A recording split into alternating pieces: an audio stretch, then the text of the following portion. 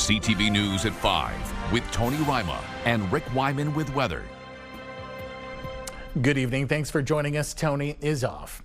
A Sudbury councillor has put out a public safety update on social media regarding a home on Catherine Street in Garson that was subject to what she called problematic tenants that refused to leave. One of the homeowners is speaking out in hopes of advocating for change. CTV's Lindsay Alick has her story. Garbage, bullet holes, items strewn across the floor. This woman and that was her my partner idea for her to leave purchased this home in 2023, knowing there were tenants. This past winter, the couple was planning on renovating the basement to live in when the upstairs tenants stopped paying. We filed for the non-payment of rent and just kept adding as they went on, just so we had that paper trail. Obviously, we didn't hear anything, and within that time frame in the winter, our basement flooded. She wants to share her story, but has fears for her safety by appearing on camera. She tells CTV News the couple then filed paperwork with the landlord and tenant board to live there, but says that didn't go anywhere. Meantime, illegal activity was happening in the home, which resulted in a drive-by shooting in March, which left 13 bullet holes in the home. It's really sad to hear as a homeowner that there's really nothing you can do. The landlord-tenant board has not reached out. We have still the pending filing with all of this. This is a matter that GSPS was able to solve because our tenant signed the non-tenancy agreement and awaited the time, moved out properly. She says approximately 12 other people shared the home and police were able to get the squatters to leave earlier this week. We have to gut the whole house and start from ground zero. So as a first-time home buyer, this is probably the worst home I will purchase in my life, I hope, but it's not something that I would suggest to anyone to rent out a home anymore. Ward 7 Councillor Natalie Labby put out a public safety update. Labby says many residents have reached out seeking information. We want people to know that that is now a positive thing. So unfortunately, these tenants are going to move into another neighborhood and perhaps wreak havoc. But for the people on Catherine Drive, they're going to have some peace of mind that they can have their safe neighborhood back again. The homeowners say cleanup and renovations will be quite costly. And while they won't be starting a GoFundMe, they do appreciate any support residents or businesses can provide. Lindsay Alick, CTV News, Garson. Time for your first check on weather. For more details, we go to CTV's Rick Wyman. And Rick, I'm moving next week, so I'm expecting big things in your department. Ian, we're all set for the weekend right now with the rare exception of perhaps precipitation for tomorrow. Things are looking real good. Our first take on weather brought to you by CAA. Get your membership today at CAA.ca. Here is a system that's moving into the northeast, and of course we'll have some showers perhaps overnight into the early hours for tomorrow. Again, after that, it's clear sailing on Sunday, Monday, Tuesday, Wednesday, heading into next week. Some sun or sun and cloud and favorable temperatures. We'll get into some of the details coming up. Just a couple of minutes. Back to you. Well, that's good news for sure. Thanks, Rick. Well, 5 Sudbury teens have been arrested last night after reportedly stealing alcohol from a convenience store. Police were called to the scene after the youth left the shop around 8:30 last night. With help from the K-9 unit, 2 of the teens were tracked to the 2nd Avenue area. Another 2 were picked up a short time later, with the 5th teen being identified and arrested at their home. Police say the group of 15 and 16-year-olds were all charged with robbery. 4 youths are facing charges following social media video inside a Blind River discount store. A video that was posted to social media August 18th showed 4 teens entering a discount store on Cosley Street where they became disruptive with the goal of being kicked out. OPP conducted an investigation after the video was sent to them. 2 13 and 2 14-year-olds have been charged with engaging in prohibited activity on premises. Amid a looming battle among Western nations and China to control the cobalt supply sector, pledged money continues to pour into a refinery plant project just a few minutes south of Timiskaming shores. Cobalt is considered a key material in the race to build the batteries that power electric vehicles. CTV's Eric Tashner has details. Closer and closer to getting up and running. That's how Electra Battery Materials CEO Trent Mell sees it. as major financial strides are being taken to open North America's first cobalt refinery plant in North Cobalt. This is going to be the very first critical minerals project to reach production of any sort of significance in Canada in many, many years. The province is committing $17.5 million to the project. Minister of Economic Development Vic Fedeli says in part, Electra's investment in Timiskaming Shores will establish an integral link in the province's critical mineral processing supply chains and fuel the next stages of Ontario's leadership in electric vehicle battery manufacturing. This is only a part of an estimated $100 million needed to complete the refinery construction. Last summer, the Pentagon presented $20 million, and discussions with the federal government to unlock an additional $20 million are still ongoing. It's really up to the lawyers to dot the I's and cross the T's on both contribution agreements, the federal and the provincial. Electra is launching a restructuring plan targeting an approximate 60% reduction in convertible debt and a $30 million U.S. equity raise. The refinery would add 50 new jobs and produce 6,500 tons of battery-grade cobalt sulfate annually. That's enough to support domestic production of up to 1 million electric vehicles per year. Almost all of the current cobalt supply comes from China. Electra's goal is to stand out as one of the few producers with no ties to foreign entities. Our stated mandate is to onshore the supply chain, reduce reliance on China, because we do have tensions that pop up here and there. So we will be 100% of the market, and we will be a preferred supplier. Electra has its eyes locked on construction ending in late 2026, with production operations starting in early 2027. Eric Tashner, CTV News, North Bay. Well, time for a quick break. Coming up on CTV News at 5, Rick has your full weather forecast. For now, let's go to a live shot of Elliott Lake where the weather is looking absolutely stunning from the Miners Memorial. This shot, courtesy of the city, will have more on what you can expect there for the weekend coming up. Stay with us. You're watching CTV Northern Ontario.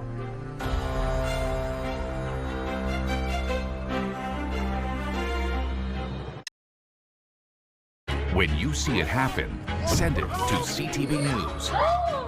Text 10400 from your screen to ours. Text 10400.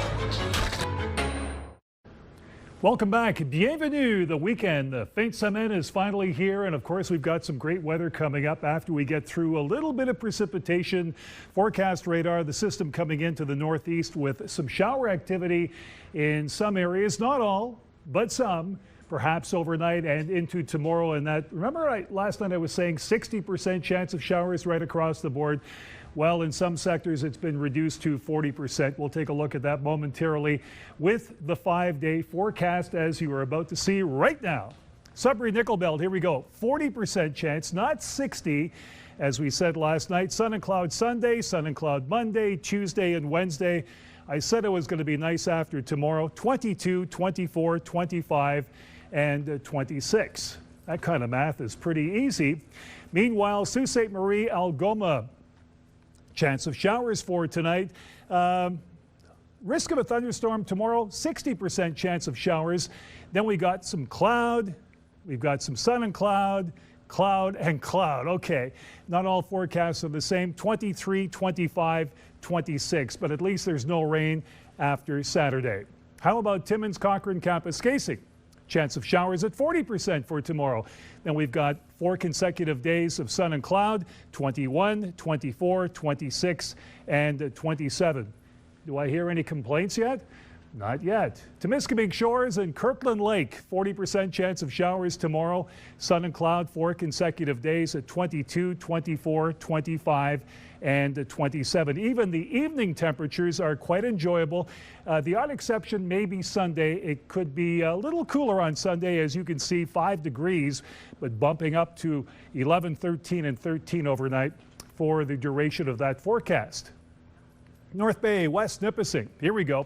Chance of showers tomorrow, 40%, 24 degrees. Then we've got, 4 consecutive days of sun and cloud, 22, 23, 24, and 25. So, Ian Campbell, you're a fine one to watch the weather across the northeast. Once we get through tomorrow, chance of showers. It's like clear sailing right through until next week with the sunshine. Back to you. Not too bad there, Wyman. Thanks so much. Well, there was a heavy police presence in Coppercliff this morning as officers responded to a weapons complaint. A man now faces several charges after allegedly shooting at a vehicle. CTV's Elena Everson reports. Police say they got the call about a weapons complaint just before 8 a.m. Friday. They responded to a residence on Balsam Street. Information provided was that an individual had attended the residence, and when that individual was leaving, a person exited the residence and shot the vehicle with what was described as a gun. Officers set up containment of the area, closing Balsam Street at Peter and Nickel Streets. The police response included the tactical team. Due to the possibility of a firearm inside of the residence and the fact that the individual discharged the firearm outside, officers set up containment of the residence. They made calls into the residence. The person exited and was taken into custody. A 50-year-old man from Sudbury faces several weapons-related offenses, including possession of a weapon for a dangerous purpose. Police held the scene, waiting for a search warrant to recover the firearm. The weapons incident closed streets in the area for just over 2 hours. Police say the people involved are known to each other. Alana Everson, CTV News, Coppercliff. Timmins fire crews were called to an early morning blaze. Around 3 this morning, crews were battling a structure fire on 3rd Avenue between Birch and Balsam. Crews contained the fire to the unit of origin and had it under control. A business in the unit below sustained significant water damage. There's no estimate on the value of damages or a timeline to reopen. Officials broke ground today on a new maintenance facility in South Porcupine.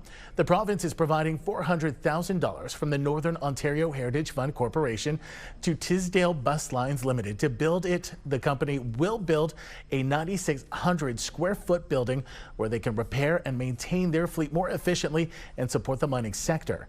Tisdale Bus Line works with northern mining companies to transport workers to and from remote mines. Public health nurses at Algoma Public Health are headed to conciliation as they seek a new contract. 60 registered nurses and 1 nurse practitioner represented by Ontario Nurses Association are concerned about understaffing and pay. ONA saying in a press release today they have the lowest wages in the province, which makes it impossible to recruit and retain staff. Other issues include burnout and job security. The union hopes conciliation will see competitive wages that reflect the unique challenges of northern practice and cost of living. Coming up on CTV News at 5, we'll take a look at your community close-ups. Plus lights, camera action. It's Cinefest time in Sudbury. We'll head to Silver City after this.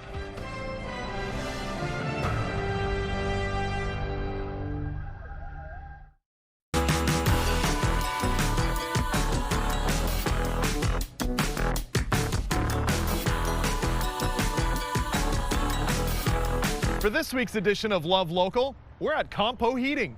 Here with the owner, Jack Compo. Thank you so much for having us. And you know what? This business has been around for a while. Let's first of all just take us back in time to the origins of Compo Heating. Okay, well, thank you for being here. I really appreciate this. My father started in this industry in 1948. And my parents, mother and father, and they had a successful business until my father passed away at a young age, and at that point I was only about 13 years old. And when that happened, I always put in my mind I wanted to do the same thing and follow in my father's footsteps. And in 1983 we reopened Compo Heating. And we've been in business ever since. And it's a family tradition for 77 years so far, and myself with my family, 42 years. That's amazing. Now, for those who maybe are unfamiliar with your business, what exactly do you offer to the community? We offer the customers total home comfort. We do anything that has to do with your comfort in your home, whether it's a heating system, a cooling system, a wood fireplace, a gas fireplace, indoor air quality. We service oil, natural gas, propane, geothermal, heat pumps, anything that has to do with home comfort. That's amazing. I know you mentioned family first business, heavily involved in the community. I know you've been a part of CTV telethons, which is amazing. Just talk about your connection to the community and why it's so important. Well, we do well because of the community, and we always want to give back to the community. And it's really important. Like this summer, for example, we had 4 soccer team that we sponsored. Again, the telethon, we always do that. A couple of years ago, we were involved with Dancing with the Stars, and in that event there, we raised the most amount of money in that event, and even today we haven't been surpassed. And it's important because we care about our community. So what do you see for the future of Compo Heating? We're very fortunate because I have 2 daughters that are very active with us. They are getting ready to continue the legacy with us. I have my grandkids also. If you look at some of the commercials, they are involved with us in doing the commercial, which I think is kind of exciting. We are hoping to be, we have been in business for over 40 years, and I hope my family, my son-in-law will be in business for 40 years of their own also. And finally, for those who might want to learn more about you and the services that you offer and everything else in between, what's the best way for someone to find some information about Compo Heating? Well, at pretty much any given day, you can walk in the office and bring me a coffee, and I'll chat with you. But yes, so we have our business is on LaSalle Boulevard. We're open in between 8 to 5. You could reach us anyway, email or by, we have a chat line. There's a lot of ways to reach us. We also have comfort advisors that go out in the field to give estimates. We employ 50 employees here, 50 plus. We have a wealth of knowledge here. We have some great employees. My first employee is still with us, okay? So he's been with us for 42 years, and he's not planning on retiring yet, so that's kind of exciting. Well, Love Local is at Compo Heating. Tune in next week to find out where else the love ball will take us. Members of Wigwamkong are gathering for a memorial walk to remember Anthony Mandaman. Mandaman was killed in a hit and run 19 years ago, and officials are hoping this will raise awareness about the cold case. A sacred fire will be lit at Oswamik Gitiganing, and the walk will take place at 9 a.m. on September 13th at Pat's Cafe and will conclude with food and a giveaway. Chief Ron Giniak said police will be joining the family on the walk and following up on every tip they receive as they have reopened the case, hoping to find answers for Mandaman. Its family. We need people to come forward with any information, even if you feel that that information is not important or it may be relevant. Please contact the police so we can speak with you and make those determinations, because there may be something that you, a piece of information that you have or were made aware of that we don't know yet. Police have offered a $50,000 award for information leading to the arrest and conviction of the person or persons responsible.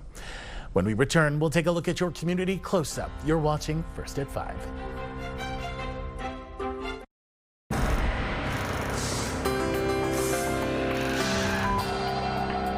Time now for a look at your community close-up, and for that we begin in Swastika. Raymond Bourgeois, in memory of the World Trade Center as the world stopped to pay tribute to the victims of 9/11, sent us this shot of a souvenir she picked up from the 101st floor 28 years ago as a way of remembering. Thanks so much for sharing, Raymond, and a very fitting tribute for sure. Todd Rowlands, one of our viewers from over in Timiskaming, Quebec, sent us this beautiful picture of a sunrise. Just stunning. I haven't been over there in a long time, but we'll have to make it happen. Thanks, Todd. Barb Somerville sent us these great shots of what she says are black swallowtail caterpillars. Not familiar with these, but what a great find. Thank you for sharing. Definitely calendar worthy there, Barb. Finally, this picture will warm your heart. It's definitely my favorite of the day. Wendy Collins sent us this shot of her little Poochie getting comfy up against a quiet night at campfire in Nairn Center. I am moving in the midst of moving to a more rural area, so I'm hoping that will soon be me as well. Way to go there, little buddy. If you have any pictures, videos, or events you'd like us to showcase, you can email them to us at communitycloseup@bellmedia.ca. Finally, organizers of Cinefest Sudbury are putting the final touches on this year's film festival. CTV's Angela Gemmell reports.